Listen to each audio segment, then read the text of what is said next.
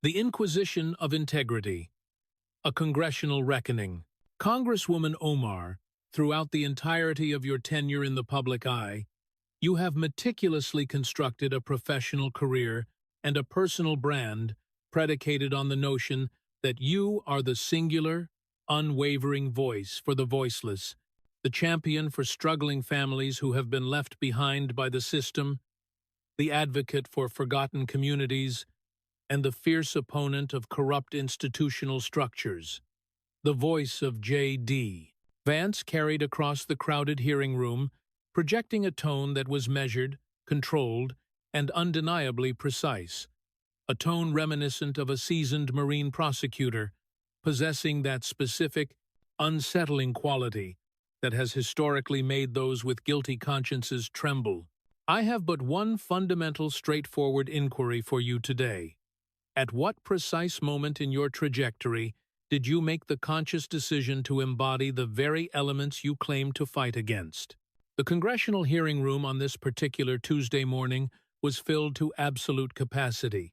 With every seat occupied and the C-SPAN cameras rolling live, capturing the kind of high-stakes political theater that has the power to either immortalize careers or end them in an instant. Vice President Vance was sitting in the presiding chair, utilizing his Senate President authority in a move that was rare, historic, and unprecedented, while Ilhan Omar sat at the witness table, already shifting uncomfortably in her chair. It was clear she knew what was coming. Indeed, everyone in the room knew what was approaching. We are gathered here today because there are questions, serious, unavoidable questions regarding money, regarding connections, and regarding a billion-dollar fraud scheme that occurred directly within your district. These are questions concerning your fundraising district, involving your donors and your campaign workers, and raising alarming inquiries about where refugee programs were allegedly transformed into personal piggy banks, and where the lunch money meant for hungry children reportedly ended up purchasing someone's third vacation home. Before you commence with your defense, and I am certain you will let me be unequivocally clear, this hearing is not about your faith, it is not about your identity, and it is not about where you were born. It is strictly about documents, bank records, and federal indictments. We are looking at 70 individuals, 70 people, all indicted and connected to the same massive fraud, with several of them possessing direct connections to your campaign. Let us begin with the basics, specifically the Feeding Our Future scandal, where $1 billion was stolen from American taxpayers' money that was explicitly stolen from programs designed to feed children. Yet somehow, Congresswoman, a significant number of the individuals being arrested seem to know you quite well, and the committee would like you to explain that. Omar immediately launched into her prepared statement, targeting Islamophobia and citing unfair scrutiny of Muslim politicians, utilizing the same playbook and deflections she had used before, her voice rising with a practiced indignation. Vance simply watched, taking notes for 30 seconds, then a minute, allowing her to build up steam and warm to her victim narrative. Then, he held up a single sheet of paper, and she stopped mid-sentence. He did not wait for an answer, but stated firmly that he had 70 names in his hand, 70 people indicted in the Feeding Our Future fraud, representing federal indictments, not merely allegations, and he needed her to help him understand something curious. He set the paper down flat on the table with a deliberate motion, the sound echoing in the silence. 7 of these people donated to your campaign. Not a single dollar, not $5, but thousands, real money. He tapped the paper, highlighting one specific name, Guhad Hashi Sayed. Multiple witnesses have described this individual as your campaign enforcer, the man who ensured people donated, ensured they voted the right way, and ensured things went your way within the Somali community.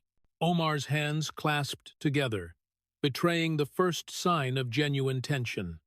Vance continued, noting that Mr. Syed was now indicted for stealing millions from programs meant to feed hungry children during a global pandemic, though Vance added sarcastically that he was sure she would claim this was just a coincidence. His tone suggested he found absolutely nothing coincidental about it. He proposed a discussion on these so-called coincidences. He pointed out the interesting flow of money. Federal dollars flowed into the Minnesota Feeding Our Future program, a noble cause intended to feed kids during the pandemic. Except the children were not getting fed. The money was feeding something else entirely. He asked the room to picture a small business owner in Minneapolis who works 2 jobs, fills out forms, pays his taxes every year, and sees a local charity offering to feed kids, so he donates $50 he can't really spare, feeling good about helping.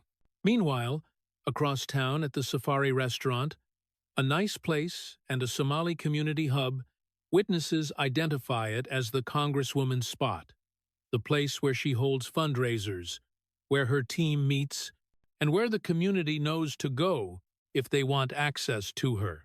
It is the same restaurant where the Feeding Our Future fraud was coordinated. The same place, the same people. Some nights it hosted a fundraiser for the Congresswoman, and other nights it hosted planning sessions for defrauding the federal government. 1 location, 2 purposes. Vance paused to ensure he understood the timeline. Federal money flows to Feeding Our Future, amounting to tens of millions, and eventually over $1 billion, claiming to feed hungry kids, but the money is disappearing into luxury cars, mansions, jewelry, international travel, and campaign donations. He pulled out another document to highlight the timing. Her fundraisers at Safariland and the donations from individuals now indicted occurred simultaneously, with the fraud ramping up same time frame, same location, same people. Omar leaned forward, asserting she had no knowledge of any fraudulent activity. Vance interrupted with surgical precision, reminding her that he thought she cared about the little guy, the working families in her district. He pointed out that these fraudsters were stealing from working families, from taxpayers, and from hungry children, all while donating to her campaign, attending her events, and using her fundraising venue as their fraud headquarters. Her voice climbed in pitch, defensive, as she claimed she returned those donations when she learned of the source. Vance leaned back, clarifying that she returned the money after the FBI raids, after the arrests, and after the headlines, not before. Never before when it could have mattered, when those kids could have been fed, or when that $1 billion could have done actual good. He posed a simple, direct question. Did Guhad Hashi Syed work for her campaign? Omar hesitated, a fatal tell, before calling him a volunteer community organizer. Vance pressed. Did he, or did he not help raise money for her campaigns, yes or no? The silence stretched for 5 seconds, then 10, as someone in the gallery coughed.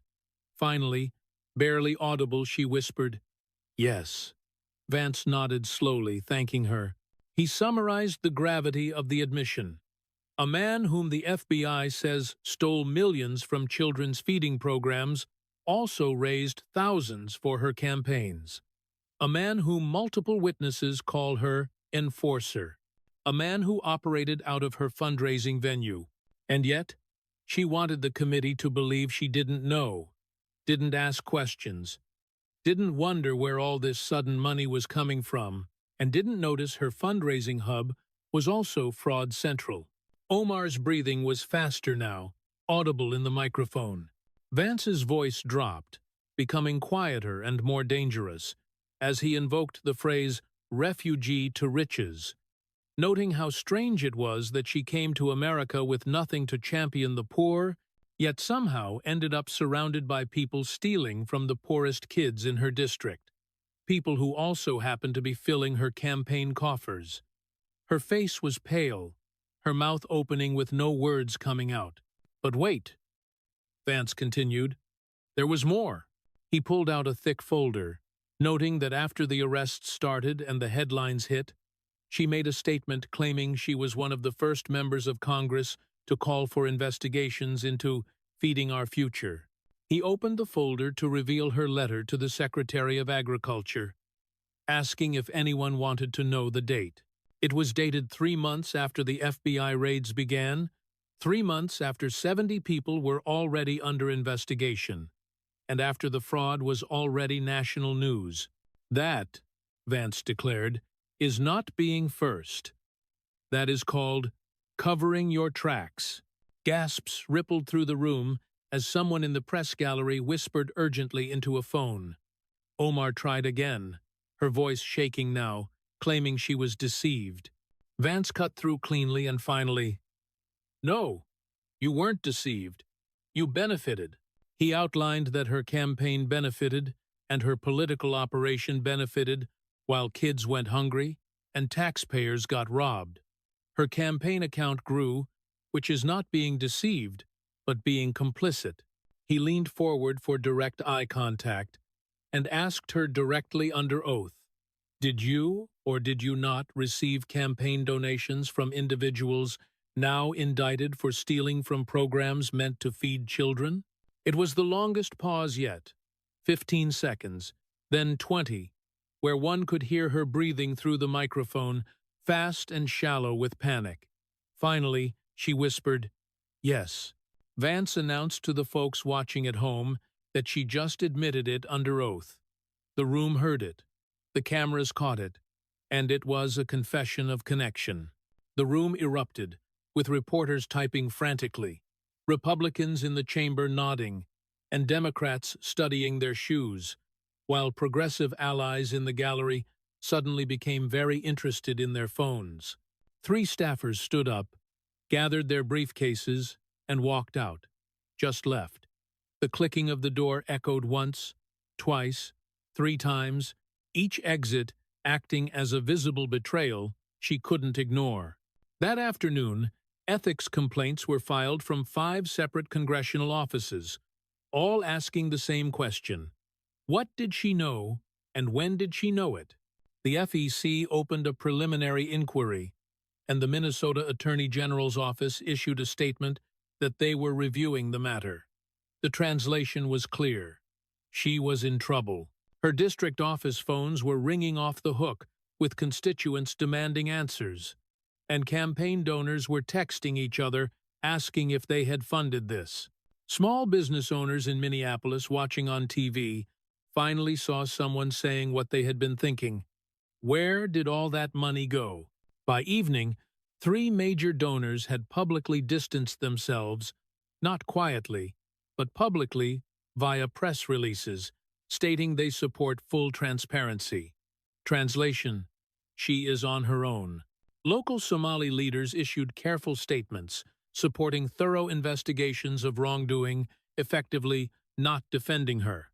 That was round 1, Vance concluded, gathering his papers into a neat stack. 7 donors, 1 enforcer, $1 billion, and somehow she knew nothing. He invited the audience to share their comments on what she knew, because round 2 would address how she spent the money that did make it to her campaign specifically, whom she spent it on. Vance's tone shifted, becoming almost conversational, the calm before the storm. He began to talk about love, describing it as a beautiful thing, unexpected, spontaneous, and romantic. Omar shifted in her seat as her lawyer leaned over and whispered something urgent. She nodded, trying to prepare for whatever was coming. Vance noted that in her case, love was incredibly well-funded. He pulled out a new folder, thicker than the last, and recounted that she met Tim Minette when she hired his consulting firm E Street Group in 2018 for a standard professional relationship. He opened the folder slowly, building anticipation, and noted that somewhere along the way, reading from her own interviews, she fell in love, which happens to people. He looked up with direct eye contact, pointing out the interesting fact that between falling in love and marrying him, her campaign paid his firm $2.78 million. He emphasized the number, million with an M, 2.78 of them. Omar's hands gripped the table edge, her knuckles whitening. Vance, adopting a humble persona as a guy from Ohio with a Marine background and traditional values, remarked that usually courting involves flowers or a dinner and a movie, but she went with millions in campaign funds, romantic, expensive, and according to her lawyers, completely legal. He paused to examine that claim. He brought up the Minnesota Campaign Finance Board, noting that state officials, not partisan hacks, but bureaucrats doing their jobs, looked into this and found violations, plural. These were official findings, not allegations. The board ruled that her campaign improperly used funds, ordering her to reimburse $3,500 and fining her a $500 civil penalty for violating state campaign finance law. But Vance dismissed this as small potatoes compared to the real money involved with federal campaign funds under FEC jurisdiction. He verified the timeline. In month 1, she hires E Street Group for $60,000, a reasonable rate. By month 3, payments increase. By month 6, payments double. Nothing unusual, just business. Until month 8, when Tim Minett tells his wife he is leaving her for the Congresswoman. According to divorce filings and his wife's sworn testimony, he admitted he was romantically involved with Representative Omar. Vance landed his recurring hook hard. "But I thought you cared about the little guy?" He spoke of the small donor in Minneapolis who scraped together $25. The college kid who donated $10 instead of buying lunch, and the working mom who gave $50 from her grocery money because they believed she would fight corruption. He pulled out a printout of a campaign finance report showing that their money went to her boyfriend for consulting, which included travel expenses. He asked where they traveled, with whom, and doing what exactly. Omar's voice rose defensively, claiming the FEC cleared her. Vance held up a hand to stop her, clarifying that the FEC did not clear her. The FEC was deadlocked, requiring 4 commissioners for action, but only having 3. That, he explained, is not exoneration. That is an inability to prosecute. A big difference. He returned to the human story, the small donor working 2 jobs, who sees her on TV fighting for the people, and donates $25 they can't afford because belief matters. That money gets pooled with thousands of others and goes into her campaign account, and from there, it goes to Tim Minett's firm for consulting, travel, digital advertising that any intern could do, and fundraising that actually decreased during this period. She paid $2.78 million for generic mail pieces and basic Facebook ads, standard political work that normally costs maybe $200,000 or $300,000. But she paid nearly $3 million to her boyfriend. Then, husband. He asked a simple question. How much did she pay E Street before dating Mr. Minett? Omar claimed she didn't recall the exact amount, so Vance helped her remember. $60,000. He asked how much she paid after dating him. She claimed the relationship had nothing to do with the campaign. Vance corrected her. $2.78 million. That, he noted, is quite a raise of 40% increase for falling in love. He asked if her campaign contributors knew their money was funding her romance. The silence was longer than before, heavier, the kind that answers questions without words. Her breathing was audible through the microphone, fast and shallow. There was no answer. "Of course not," Vance said, his voice softening to a dangerous quietness. He explained that this looks like using donor money for personal benefit, converting campaign funds for private use, exactly what the law prohibits.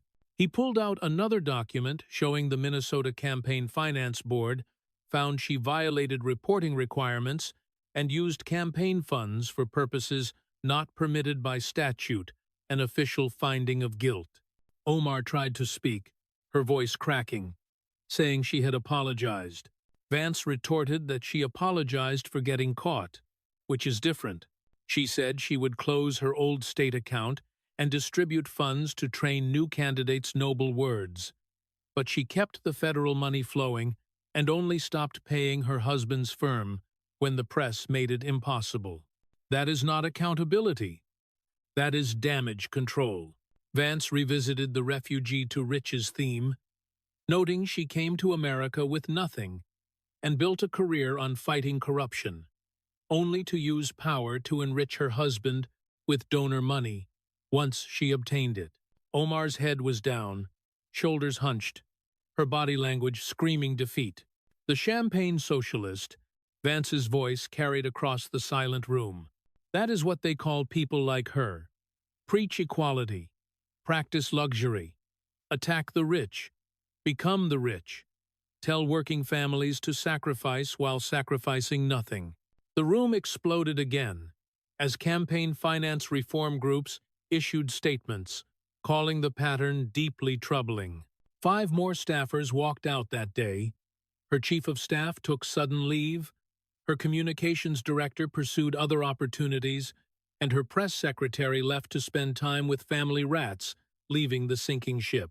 Each departure was another betrayal, another crack in the foundation. The Minnesota Democratic Farmer Labor Party issued a carefully worded statement, expecting candidates to follow laws, effectively saying she was not their problem.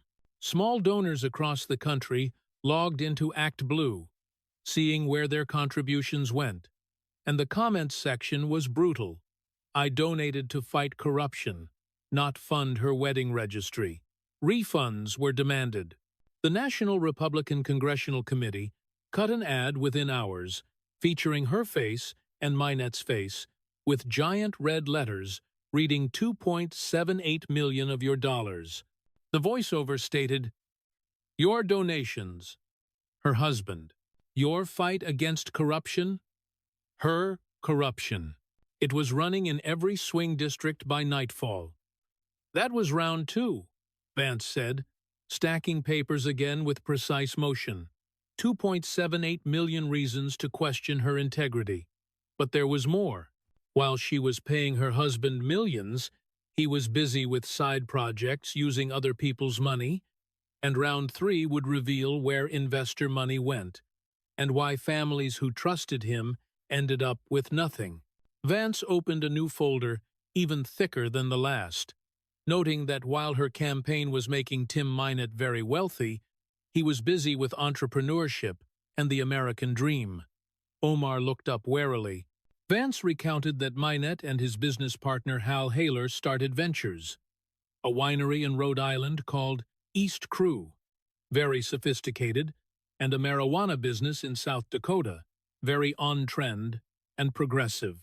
Vance's tone dripped with irony as he noted these ambitious projects required investment, and investors stepped up, believing in the vision and the businessmen from Washington, D.C. with connections. However, there was a problem. Several problems. Actually, multiple lawsuits, fraud allegations, missing money, and investors who put in their life savings ending up with nothing. Vance assumed she would claim she knew nothing about that either. He revealed what investigators found in the discovery phase of the lawsuits. One account had 5 cents in it, not 5,000, not 500, but 5 cents. Another account had $4,244. This was from businesses that took in millions from investors. Omar's hands were shaking slightly, a visible tremor. Vance, claiming basic marine math skills, noted that when millions go in and pennies come out, something is wrong with the equation. Either catastrophically terrible business skills, which raises the question of why her campaign paid him millions, or fraud. He verified his understanding. Her husband took money from investors, working families in Rhode Island, and small business owners who saved for years $20, $30, $40,000, representing life savings for some. They invested in his winery, believing in local business and the American dream. But their money vanished. Lawsuits were filed, court dates scheduled, and discovery revealed empty accounts, with attorneys telling shocked investors, "Sorry, the money's gone. Nothing to recover." Vance landed the hook again. "But I thought you cared about the little guy." He emphasized that her husband's fraud victims were working families, people who believed in something and lost everything. He asked the room to picture a couple in Rhode Island who saved for 10 years to invest $40,000, trusting two businessmen from D.C., one of them married to a congresswoman, which made it seem legitimate. They signed papers, transferred money, and waited for returns, but got lawsuits and empty bank accounts instead. Vance reiterated the timeline. Her husband starts these ventures while consulting for her campaign, takes millions from investors, and takes millions from her campaign. Both ventures fail, both sets of investors sue, and campaign money keeps flowing to him while investor money vanishes. Yet, she and he are doing fine, with nice homes and a nice lifestyle. He asked a simple question. Did she know her husband was being sued by investors for fraud? Omar claimed Tim's business dealings were completely separate. Vance pressed. Did she know? "I may have been aware there were some difficulties," she replied. Vance laughed, a cold, harsh sound. "Some difficulties," he repeated, questioning if that is what we call fraud. Now, when investors lose retirement savings and families lose college funds, Omar looked down, unable to maintain eye contact, defeat written in her posture.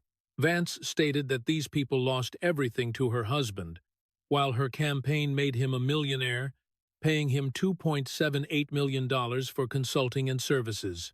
He didn't need their money to survive. Her campaign was funding his lifestyle, yet he took their money anyway because he could, and because nobody was watching, certainly not her. The room was absolutely silent, processing the scope of it. Vance offered his theory. He thought her husband realized he could take money from anyone, investors, campaign donors, because nobody was checking. He asserted that she must have known something, as she is married to the man, sharing a life and accounts. He leaned forward, stating he did not believe her denial, and neither did anyone else in the room. He revisited refugee to riches, noting her husband went from consultant to con artist with a similar trajectory. Omar's breathing was heavy, with audible gasps. She reached for water with a shaking hand, but didn't drink, just held the glass. Within hours, investor groups were mobilizing to file new motions to add Ilhan Omar as a defendant, arguing she benefited from the proceeds of fraud. Her lawyers scrambled with emergency motions to dismiss and avoid depositions. The legal walls were closing in.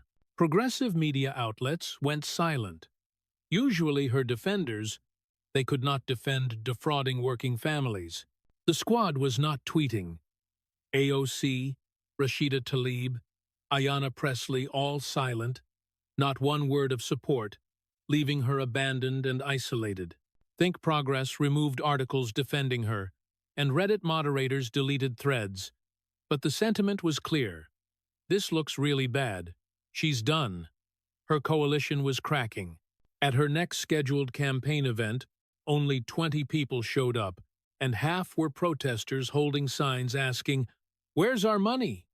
She canceled and left through the back. Working families, small business owners, and investors watched, realizing she was never one of them. She used their language, stole their causes, and enriched herself and her family while they suffered. That was round 3, Vance concluded. $1 million campaign payments, while the husband defrauds investors. But round 4 would address something different, a different kind of betrayal regarding September 11th, focusing on the phrase, "Some people did something." Vance's tone shifted, becoming harder, personal, and raw in a way it hadn't been before. He recounted being 17 years old when the towers fell, a senior in high school in a small, safe town in Ohio, watching it on TV in social studies class. He watched people jump, watched the towers collapse, and watched America change forever. The room fell into a different, respectful, heavy silence. A year later, he joined the Marines and deployed to Iraq because of 9/11. Because 19 terrorists murdered 2,977 Americans, he let each word land. Murdered them, burned them, crushed them, made them jump from burning buildings because burning to death was worse than falling. Omar looked very pale, knowing where this was going. Vance emphasized that these were 19 Islamic terrorists, members of Al-Qaeda with known names and documented faces, who did not just do something, they murdered, planned, and executed the worst terrorist attack in American history. He pulled out a transcript and read her words from a CAIR fundraiser. Some people did something. 5 words that show either incredible ignorance or incredible disrespect. He verified his understanding of 9/11. Terrorists hijack 4 planes, crash 2 into the World Trade Center, 1 into the Pentagon, and passengers on the 4th fight back before it crashes in Pennsylvania. Everybody dies. 2,977 people. Firefighters ran into burning buildings, office workers made impossible choices, and America watched in horror. He looked up with direct eye contact. And your description of this is, some people did something. Omar tried to interject, asking him to look at the full context. Vance confirmed he had the full speech and transcript right there, stating she wasn't taken out of context. She trivialized the worst terrorist attack in American history. He read the full quote. CARE was founded after 9/11 because they recognized that some people did something and that all of us were starting to lose access to our civil liberties. He broke it down. Some people, not terrorists or Al-Qaeda, but a vague description like some folks showed up uninvited for Pearl Harbor or some things happened for the Holocaust. It is minimization, dismissal, and disrespect. Did something, not murdered or terrorized, but a phrase sounding like they organized a fundraiser. And then, the kicker. All of us were starting to lose access to our civil liberties. That, Vance argued, was her focus, not the dead, but the civil liberties of Muslims, making them the primary victims of 9/11. Vance acknowledged that Muslim Americans faced increased scrutiny after 9/11, some of it unjustified, which is worth discussing, but he argued that is not what she did. She minimized the attack to center the response. He pulled out another document regarding Nicholas Harros, Jr., the son of a woman who died in the World Trade Center, who wore a shirt with her words, "Some people did something at Ground Zero." He read Harros's testimony. "I am here to respond to you exactly. Who did what to whom? Madam, we know who and what was done. 19 Islamic terrorists killed over 3,000 people. Is that clear?" The room was absolutely silent, with Omar's breathing quick and shallow. Vance noted her response to this grieving son was to make it about Islamophobia and make herself the victim. Again, always the victim, never the one who did wrong. He posed a simple question. Can you name the 19 terrorists who carried out the attacks? A long pause ensued. Omar admitted she didn't know all of them off the top of her head. Can you name any of them? Just one? Vance asked. Another devastating pause. I'm sure I could look it up, she stammered. You can't name one, Vance stated with real disbelief. But you remember to center Muslim victimhood. But you can't name one terrorist. Can't name one victim either, I'd bet. Total silence. She had no answer. Vance's voice softened, becoming almost gentle, which made the rebuke worse. He acknowledged she came to America as a refugee fleeing violence and Somalia's civil war. so she knows what it means to lose everything to violence. He let that sink in. And then you trivialized the worst terrorist attack on the country that took you in, that gave you safety, that made you a congresswoman. 2,977 people didn't get that opportunity. They got death, and their families got grief, and she gave them. Some people did something. Omar's head was down, tears visible on her face, but there was absolutely no sympathy in the room. Vance gathered his papers, stating the cruelest part is that she thinks she is the victim for being criticized for minimizing mass murder. 9. Over 11 families and groups issued joint statements demanding she resign. First responders unions and veterans groups joined in, calling it unacceptable disrespect. Even Democrats backed away, and House leadership issued a neutral statement respecting victims. Her approval numbers plummeted, even in her district and among Muslims. A local imam stated she doesn't speak for their community. The isolation was complete. Gold Star families questioned if she respects military families or their sacrifice. The video of Nicholas Harros Jr. went viral with millions of views. The contrast between his speech and her words, devastating. That was round 4. Vance concluded. She couldn't name one terrorist or victim, but she can name her own victimhood in detail. Round 5 would be about money again, tracing the journey from refugee to millionaire on a public servant's salary while preaching socialism. Vance settled back, almost conversational again, for the final round regarding socialism. He noted she loves talking about wealth inequality, the 1%, taxing the rich, Medicare for all, and the Green New Deal. Omar straightened slightly, recognizing her territory. Vance acknowledged she is passionate and articulate when talking about other people's money. He pulled out financial documents, stating that the math doesn't add up. He verified her story.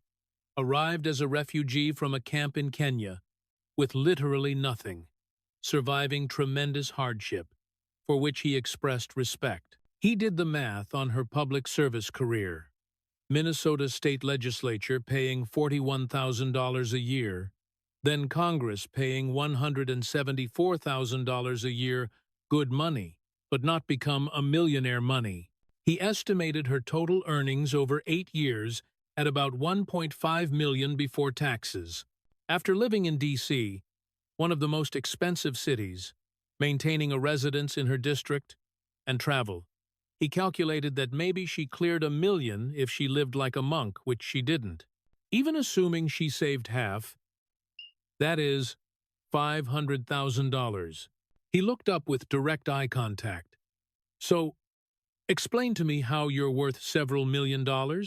Public records and financial disclosures paint a picture of a refugee becoming a multimillionaire in 8 years of public service while preaching socialism and attacking the wealthy. Vance provided context, noting her progressive friends have the same story. Bernie Sanders, a socialist with 3 houses and millions. Elizabeth Warren, a champion of the middle class, with a net worth in the millions. AOC, complaining about student loans while attending the Met Gala in a designer dress. He called it performance art rather than activism. He stated Omar fits right in with the champagne socialist pattern. Preach equality, practice luxury. He pointed out the hypocrisy of preaching government control and redistribution while becoming a millionaire herself. Her base, working families and struggling students hear her and think she understands their struggle. Vance leaned forward. You fled poverty, started telling struggling Americans that rich people are the problem. And while giving those speeches, you became a millionaire multiple times over. Omar's breathing was rapid. Her face flushed. There was no good answer. Vance landed the hook one final time. Congresswoman, you are the wealth inequality. You're the 1% in your own district. He asked the room to picture the family in Minneapolis who donated $25. They are still in the same house with the same struggle. Meanwhile, she is in a different tax bracket and a different world. The math doesn't work.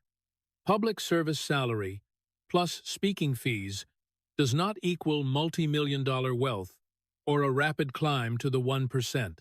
Something else generated that wealth, and her disclosures are vague. He asked a final, simple question. What is your current net worth? Omar replied she didn't have an exact figure. Ballpark? Million? 2 million? 5? Vance pressed. My financial disclosures show. She began. Yes or no? Are you a millionaire? Vance interrupted. The longest pause of the hearing ensued 15, 20, 25 seconds as the room held its breath. Finally, quietly, she whispered, Yes. Yes, she's a millionaire, Vance announced. The socialist is a millionaire.